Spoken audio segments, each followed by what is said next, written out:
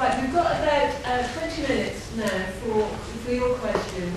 Hopefully we can get a couple of rounds in that time, and we can do that if you are quite disciplined and stick to asking the question, if you would. If you want to speak, can you just raise your hand and say who you are and where you're from, and then just ask your question. If it's for Brazen or anything particular, say so. If not, they'll both have the opportunity to respond. So who'd like to go first? Paul. Yeah, I'm Paul Day from Advanced Union and Santander Group. I just wondered what you thought trade unions and trade union members can do in their workplaces in this period to make a difference. Thanks, Paul. And there is Yes, Abigail Seabrook, Musicians Union. Last week I attended the TUC Women's Conference, and a nice lady from HMRC got up and mentioned the £42 billion tax gap. I was wondering if closing that gap was part of Labour's strategy for repairing the economy. Thank you, and one more on this round. Hi, Joanne Baxter from Prospect Union, and we've heard a lot about the private sector. The Tories like to think that the private sector will save the day in this respect, and their strategy is all about just ensuring the private sector provides growth. What we've seen in Prospect actually is contraction across the private sector as they've lost government sector contracts.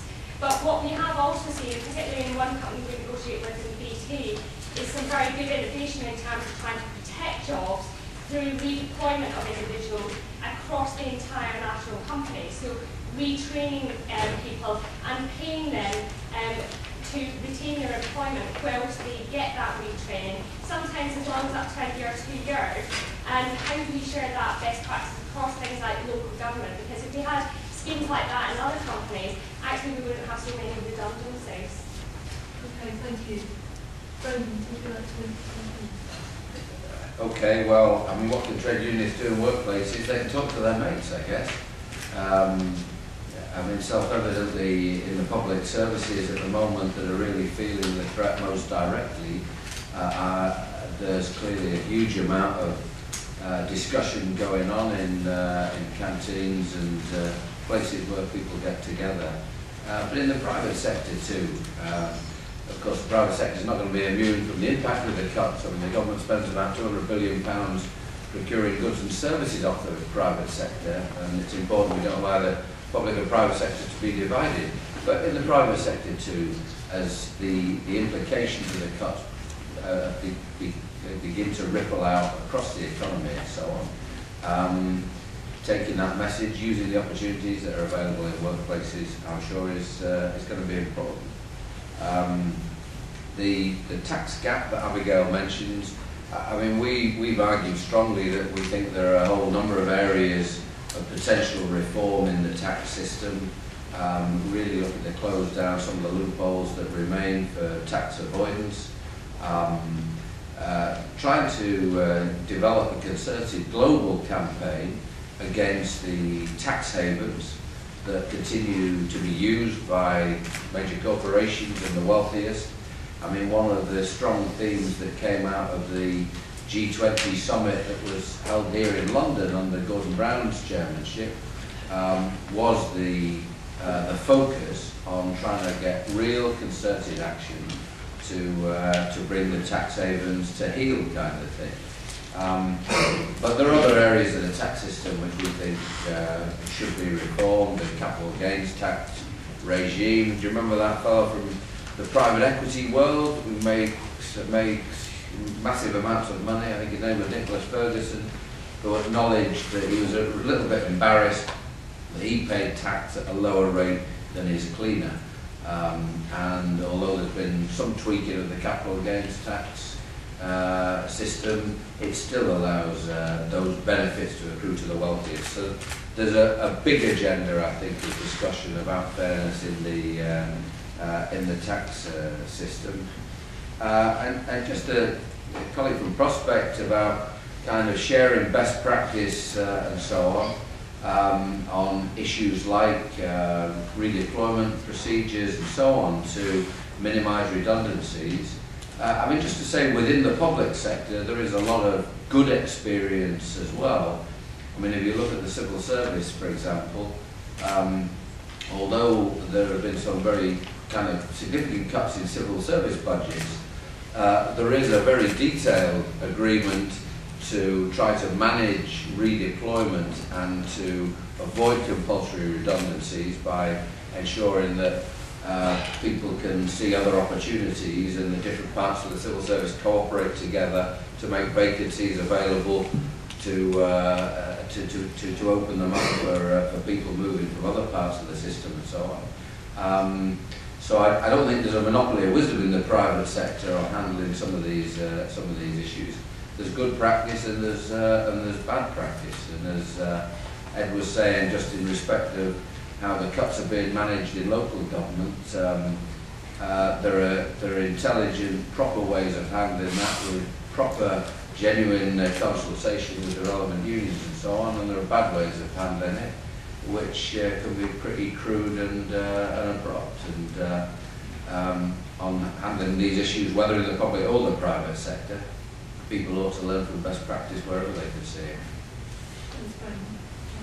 Well, just picking up that from that last point first, I was Shadow Home Secretary for a few months before taking over the economy job. The police are being hit by 20% cuts in police budgets in the next 3 years.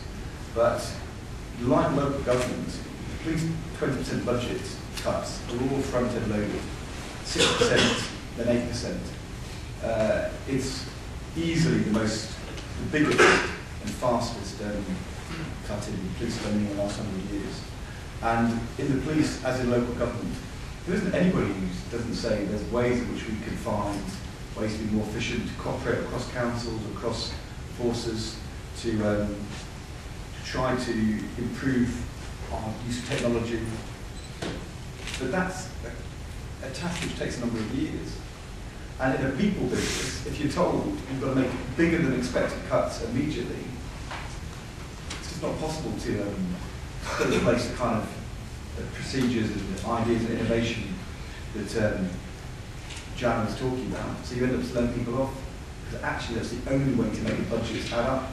There's another example of if you go too far, too deep in the cuts, and you do it too fast, the only thing you actually do is destroy capability and destroy skills and jobs. Whereas actually, in some of these areas, a more measured and careful approach could have actually delivered improvements in services and saved a number of jobs, but in a much more effective way. That isn't how the coalition decided to do it, and that isn't really the pickle strategy. In terms of the one for the musicians union, whose name I didn't hear, Abigail. I worked at the Treasury for on and off for almost 10 years. There are some people who evade their tax, that's illegal. There are other people who avoid tax, and they avoid tax legally, but I think, as we're saying, it's not clear that they are acting in a moral way. And any time you ever try to have an incentive, the incentive to good behaviour, we want people to invest in businesses and reinvest in businesses, can sometimes be an incentive to bad behaviour, which is to restructure your affairs in order to just try and avoid tax. On capital gains tax, it's interesting, when we came to government in '97, they had exactly the same level of tax for capital gains as for the top rate of tax. Personally, I think that was a mistake, because actually it undermined people making long-term investments. But if you structure the tax system in a way which just means people can pretend that they are reinvesting and just use it as a way of avoiding tax, that's bad. But the most important thing I would say on tax is that it's a continual struggle against tax avoidance. Because you've got all these companies and financial institutions around the world who employ thousands and thousands of extremely highly qualified people, trying to find ways in which legally they can get around the law. And the only way to deal with that is for HMRC to have lots and lots of highly skilled people who spend the whole time trying to second guess what the companies are doing to stop them avoiding the tax.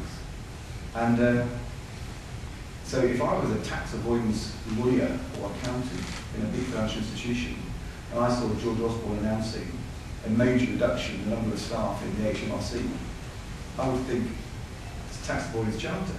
I think rock and roll. Here's my moment. And this is a very good example of where actually what they do with the HMRC will effectively allow a lot more of that tax avoidance, not less. So there's a task for us. We spent our whole time trying to clamp down. Every government has to be vigilant, trying to clamp down, and the moment you take the pressure off, then you just lose billions and billions of pounds. So it is a big challenge. Finally, the thing I think Paul, did a seminar yesterday, a discussion a bit like this, for an hour, organised by the West Midlands and the TUC, by Unions21, with a whole series of political officers across the West Midlands, talking about what was going on, what we needed to do. There was a day they were doing, I did an hour, and they gave me, I said, tell me the 10 things that you need me to take back and tell Ed Miliband that we need to do better, and they gave me a good list of things to take back. But in that discussion, I think it is absolutely right to say that we, to be effective as a political party, have to be properly engaged with trade unions from the beginning of the policy making process. As I said, I think we should listen harder in some areas in the last 10 years. But that engagement needs to go both ways. And what we need is trade union members, political officers, but more widely, not only talking to each other in the workplace, but also coming out and talking to parents as they come out of the school gates, coming to the kind of public meetings that we organise in our constituencies. I couldn't have won my seat without the active participation of a number of trade union members across Leeds and Wakefield in public meetings we did for a year and a half before the election. It wasn't just financial support, it was actually the active support of members themselves.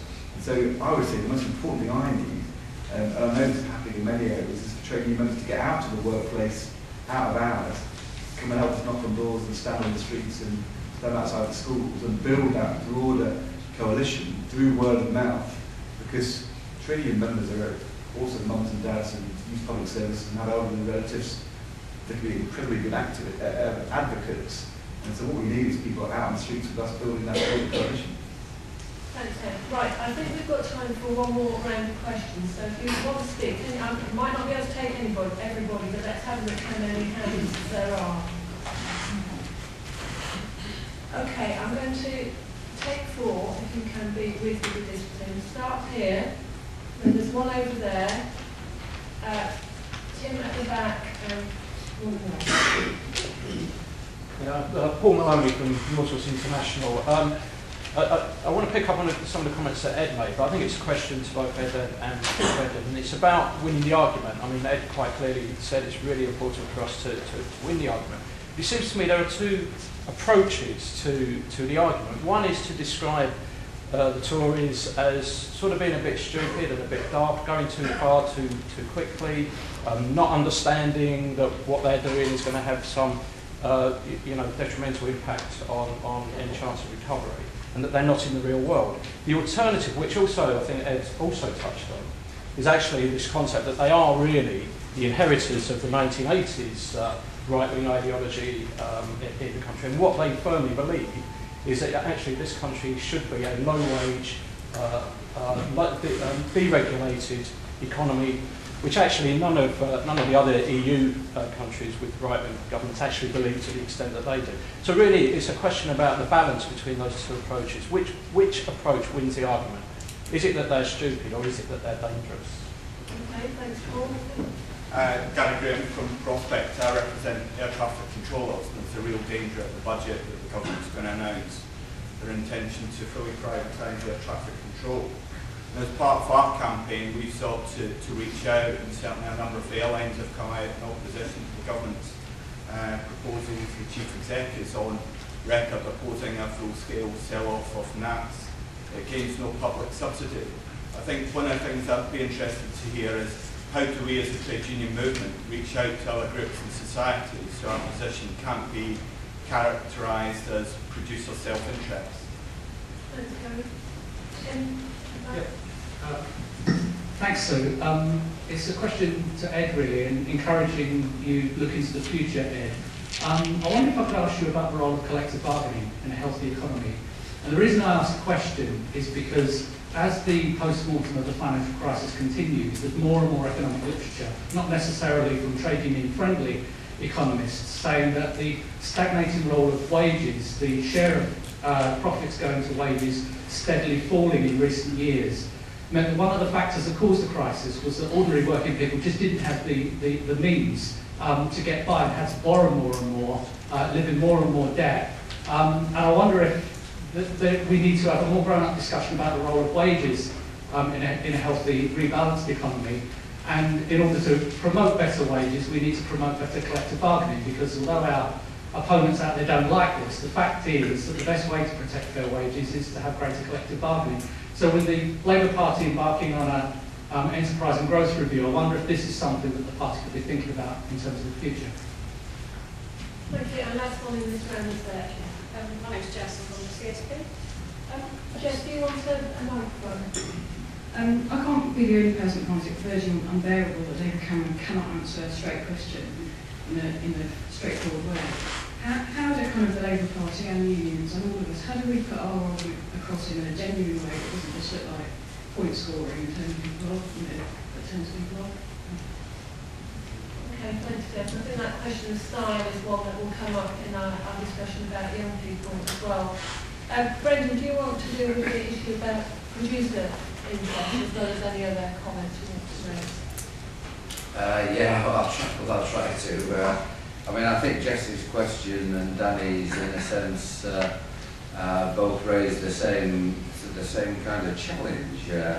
How can we position ourselves rather differently from the way that we're caricatured? I mean, we're caricatured as being utterly blinkered, concerned only with narrow self-interest, kind of indifferent to the wider community.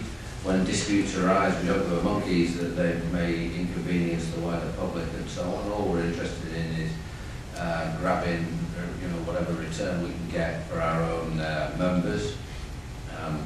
You go back over decades, the phrase "snouts in the trough" sticks in my mind as one that was used by a trade union leader, actually. This is about back in the 1970s, one of the rail union leaders. Unions were seen as simply having their snouts in the trough. And kind of pretty boneheaded as well, actually. That's, I suppose, another part of the image and the caricature, isn't it?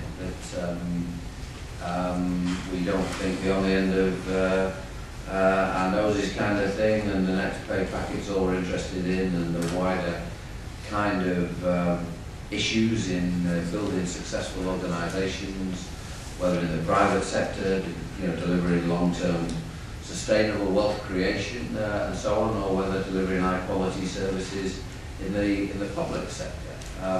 The caricature is that we're just kind of indifferent to all of those kind of dimensions. And I think we have to do everything we possibly can to counter that.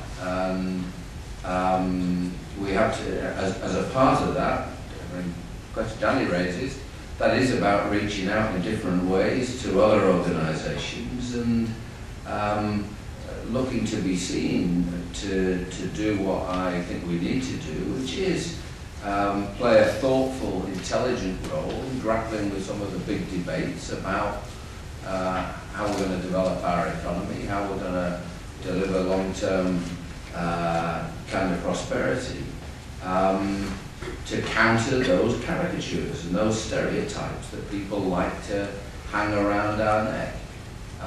Now, this is a kind of long-term challenge because the stereotypes have been around for a long time, and people in the media and so on reach for them as a kind of comfort blanket. It's easy just to write the same old stories, kind of presenting unions in that way.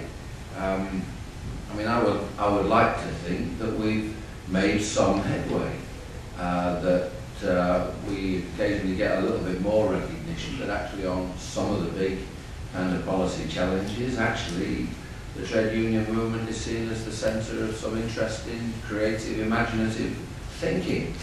I mean, just specifically in terms of some of the TUC work, the development, for example, just in the last couple of years, of the touchstone pamphlets and the blogging that is done now by TUC staff, very expert TUC staff, really know their policy territory extremely well, able to offer very, very kind of thoughtful commentary on government announcements and the kind of big policy issues in terms of the longer term challenges and so on.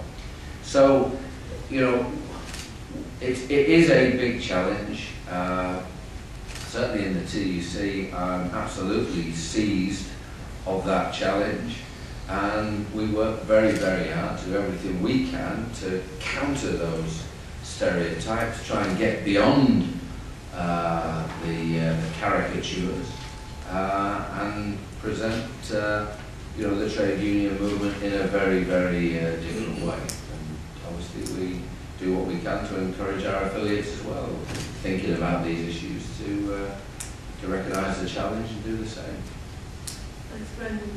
Ed, I think there's a question specifically about wages and collective bargaining, and I think also Paul's challenge, stupid or dangerous or what? First of all, when this may be a slightly different generational issue between me and Brendan. Apologise, but to me, when you say the phrase "snouts and trough," it doesn't take me back to the 1970s. It takes me back to it takes me back to John Edmonds, the GMB, Cedric the Pig, and a very effective campaign mounted in the mid-1990s when we were in opposition, actually led by trade union members, but which was absolutely in tune with where the public were around irresponsibility and executive share options in the privatised utilities. And that is a very good example of the trade union movement speaking for the country rather than simply for sexual interest. That was about fairness and about what was right or wrong. And you know, this struck a chord with working people, non-working people, Labour people, Conservatives, Liberals, whatever. And that is it is an example of that kind of wider leadership, which I think we are seeing in the last year. And I don't think we should be too pessimistic. The problem with modern politics and modern media is that you can lay the ground brilliantly over a long period of time, and you have one event which sort of tells the other story, and in that instant a lot of good work can be undone. So it requires vigilance and care of all of us not to walk into a trap set by Conservative politicians who are desperate for us to do so. But that's why I started by praising the way that TUC and Brendan with colleagues in the General Council have led this, because the opposite has happened over the last 9 months, and compared to where we were at the TUC Congress, I think actually people think that this is responsible trade unions and speaking on behalf of the nation rather than falling to those old caricatures. The second thing is, in terms of Paul's question, there's no doubt in my mind that this is deeply ideological about the size of the state. The deficit is being used to make an argument for a smaller state. Actually, I think in a genuine belief that somehow this will spark a new wave of entrepreneurship. And the thing that is very shocking is that we sort of knew George Osborne and David Cameron believed in that. We never realised that Nick Clegg believed in that sort of very right-of-centre ideological view about the state quite so enthusiastically as he does, and even Vince Cable is now going along with it. And similarly, you know, the big society, I'm fully in favour of sort of voluntary action in partnership with public service, but this is a return to sort of 19th century liberalism, the poorhouse, the workhouse, and the poor law. And we need to expose these things, but I think that it takes time to win those arguments. But I think at the moment, the more widely public opinion is thinking, well, they're being very stubborn. It's not working. They don't seem to be understanding what things are like for us and why they're being reckless. And as that builds, it will become an issue of competence, which actually is pretty bad for the Chancellor. So simply being stupid and daft is not a good thing. But it will also become an issue of, well, whose side are they on, and what are they for, and what is their vision? And the thing which we've seen very little of on the economy for the last 9 months is any vision about what kind of society will we be, what kind of economy should we be, where will the jobs come from, what kind of jobs will they be, who's going to get them, how will that be fair?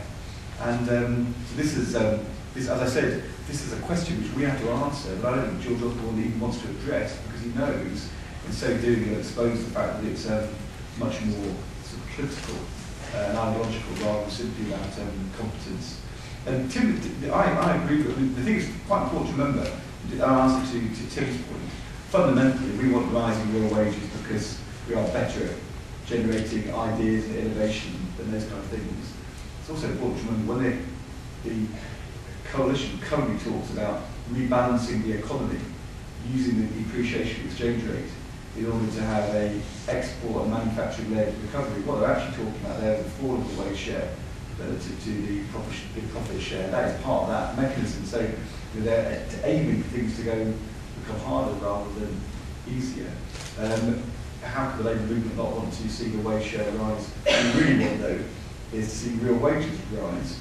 And that will only happen if you have a job-creating, but also wealth-creating economy in which people have the skills and to be more effective.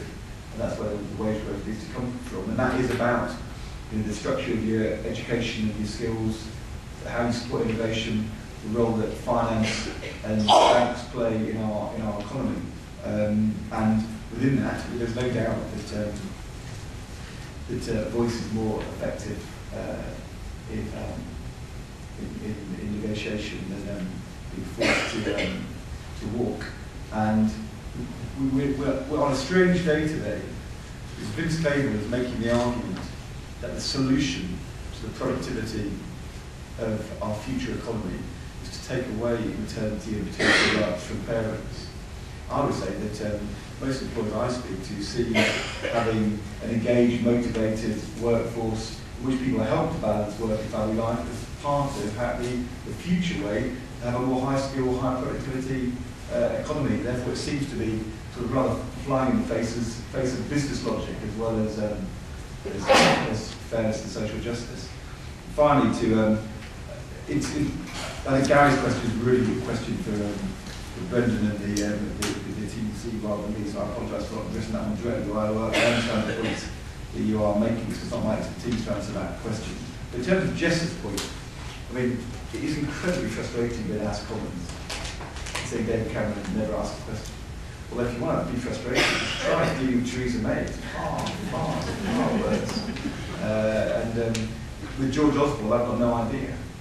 I can't ever get to see him. I mean, he's not invited me down for a coffee, but I understand that. I've only had 1 2-minute exchange with him in the House of Commons since I came to the Chancellor a few months ago. So I can't really tell you about George Osborne, but I'm not sure he wants to answer questions. But the thing about the public, I think, is that they don't want to see Yahoo politics, and they don't like actually the confrontation and the sort of pettiness. But sometimes, a year and a half ago, 2 years ago, certain parts of the Labour movement got into a sort of, rather, what's the right word to say, postmodernist view of the world, where we were where the new politics meant we were going to move beyond argument and difference, and to believe that actually everybody wants to agree. I think at the moment, the public is really keen that we disagree with what the coalition are doing. They don't want us to do it in a Yahoo way. They want us to answer the questions. They want us to be clear about where we think we don't know the answers, we haven't got things right. But they want to know, what are your values as a politician? Do you care? Will you stand up? Can you make the argument? What is the alternative? So anybody who thinks that the public doesn't want us to have that argument, I think people are desperate for us to get our message over and to do it in a clear way, and not to hear us saying it on the TV, on the radio, in the local newspapers, on the doorstep. And there are lots of opportunities to do that. The thing that you have to remember is, in the first period after a general election defeat, the victors do have the airwaves, have the spoils. It's sort of part of the political process.